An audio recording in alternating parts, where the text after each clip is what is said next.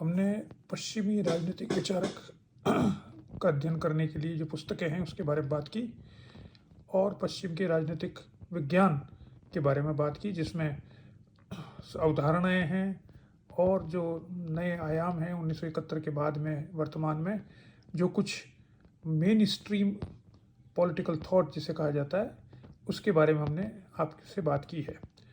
आज हम बात करते हैं इसके आगे भारत के संदर्भ में। देखिए, भारत में जो राजनीतिक विचार हैं उससे संबंधित कुछ पुस्तकें हैं जो अलग अलग प्रकार की है। यानी आप देखेंगे कि कुछ आधुनिक राजनीतिक सिद्धांत से संबंधित है, कुछ प्राचीन राजनीतिक सिद्धांत से संबंधित हैं, कुछ अच्छी किताबें किसी विशिष्ट राजनीतिक विचार पर आधारित है, जैसे ए अप्पा दुराई की किताब है इंडियन पॉलिटिकल आइडियाज़, या जैसे ऐसी पुस्तकें हैं जो किसी व्यक्ति विशेष के विचारों को बताती है। तो अधिकतर किताबें लिखी गई है विशेष व्यक्ति के माध्यम से कि तिलक ने क्या कहा है, राजा राम मोहन राय के विचार क्या थे, स्वामी दयानंद सरस्वती के विचार क्या थे, महात्मा गांधी के विचार क्या थे। लेकिन एक पूरा कॉम्प्रिहेंसिव, जिसे कह सकते हैं बर्ड्स आई व्यू अंग्रेजी में जिसे कहा जाता है, कि जो मनु से लेकर के वर्तमान तक जो भारत के राजनीतिक सिद्धांत रहे हैं या राजनीतिक विचार रहे हैं उसके बारे में एक पुस्तक का मिलना बहुत मुश्किल है।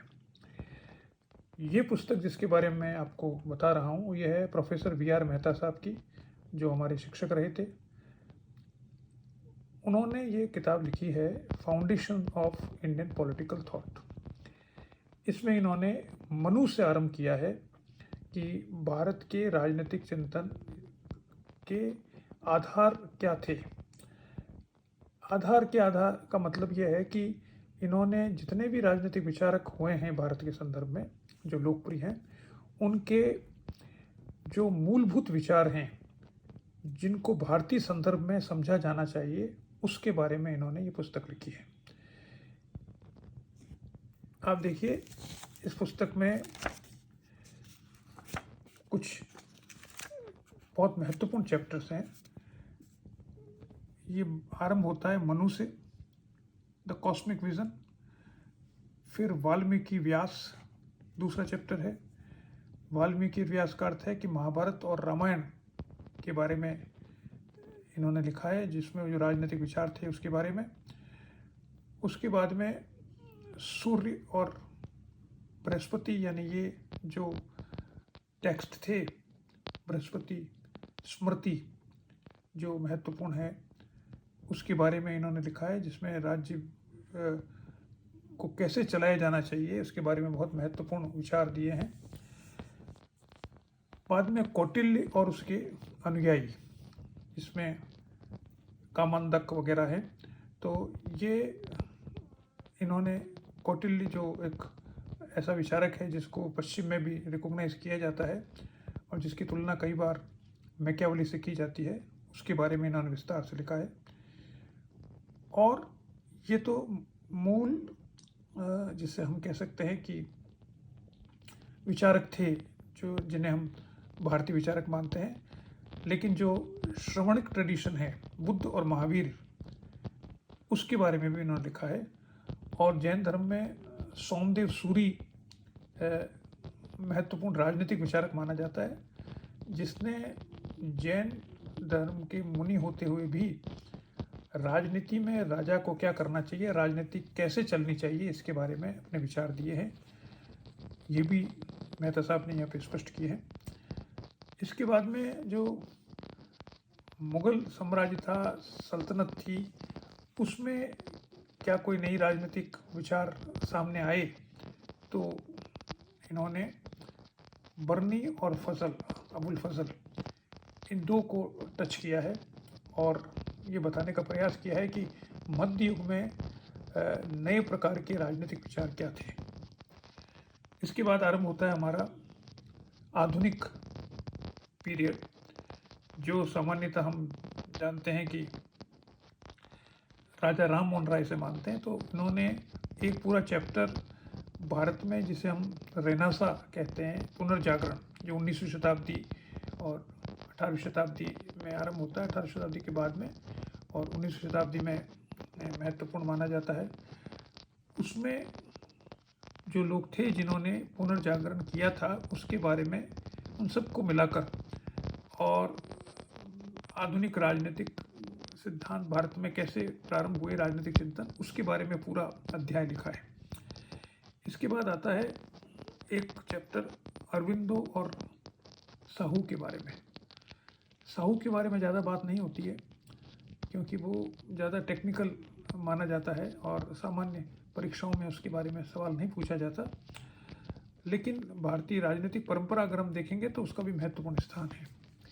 अरविंदो के बारे में तो हम सुनते ही हैं कि अरविंदो ने किस प्रकार से, पहले तो जब वो राजनीतिक रूप से सक्रिय थे तो उन्होंने निष्क्रिय प्रतिरोध को स्पष्ट किया था। उसके बारे में बहुत से आर्टिकल लिखे थे वंदे मातरम में। और बाद में जब वो एक राजनीति छोड़कर और अध्यात्म की खोज में लगे थे, उस समय भी उन्होंने जो बातें कही थी, जिसे हम इंटीग्रल ह्यूमनिज्म का नाम देते हैं, वो किस प्रकार का था, या इंटीग्रल जैसे थॉट जो उनका था वो किस प्रकार का था। इसके बाद में महात्मा गांधी के बारे में तो विचार बनता ही है क्योंकि भारत में सबसे महत्वपूर्ण योगदान राजनीति के क्षेत्र में उन्होंने, महात्मा गांधी ने दिया था। और उसके बाद में समाजवादी चिंतक या मार्क्सवादी चिंतक जो थे वो एम एन रॉय सबसे महत्वपूर्ण थे, जिन्होंने लेनिन के साथ भी काम किया और जिन्होंने एक नए प्रकार के मार्क्सवादी व्याख्या की, जिसे रेडिकल ह्यूमनिज्म कहा जाता है और जिसके आज भी कई अनुयायी हैं। उसके अलावा नेहरू और लोहिया, इन्होंने दो अलग अलग तरह के विचार प्रस्तुत किए हैं। नेहरू प्रजातांत्रिक समाजवादी था और लोहिया जो है वो जिसे कहा जाता है भारतीय समाजवादी थे। इसके बाद में रविंद्रनाथ टैगोर, जिन्हें कॉस्मोपॉलिटन कहा जाता है, जिनका महात्मा गांधी से मित्रता रही लेकिन उनसे विवाद भी रहा राष्ट्रवाद के प्रश्न पर, बाइकॉट के प्रश्न पर, क्योंकि वो मानवतावादी थे और राष्ट्र की सीमाओं में अपने आप को बंधित नहीं करना चाहते थे। और अंत में इसमें जो भारतीय राजनीतिक चिंतन का सार संक्षेप हो सकता है उसके बारे में भी लिखा है। देखिए, ये पुस्तक महत्वपूर्ण इस दृष्टि से है कि एक तो एक ही पुस्तक में आपको बहुत सारे विचारक मिल जाते हैं, उनके बारे में आपको जानकारी मिल जाती है। दूसरी बात यह है कि इसमें ये पुस्तक हिंदी में भी उपलब्ध है। मेरे पास तो नहीं है लेकिन मुझे बताया गया है कि इसका हिंदी में अनुवाद उपलब्ध है, तो वो हिंदी में चूँकि उपलब्ध है तो इसका अध्ययन किया जा सकता है। तो अगर आपको पहली पुस्तक जिसे मैं कहूँगा पढ़ना चाहते हैं, अगर आप भारतीय राजनीतिक चिंतन के बारे में, तो ये पुस्तक उपलब्ध है जिसका अध्ययन किया जाना चाहिए। इसके अलावा इसी क्षेत्र में हम और भी बात कर सकते हैं, जिसके और भी बहुत सी पुस्तकें हैं जिनका अध्ययन करना चाहिए, लेकिन ये सबसे पहली पुस्तक है जिसका अध्ययन हम लोगों को करना चाहिए अगर हम भारतीय राजनीतिक चिंतन के बारे में जानकारी प्राप्त करना चाहते हैं तो।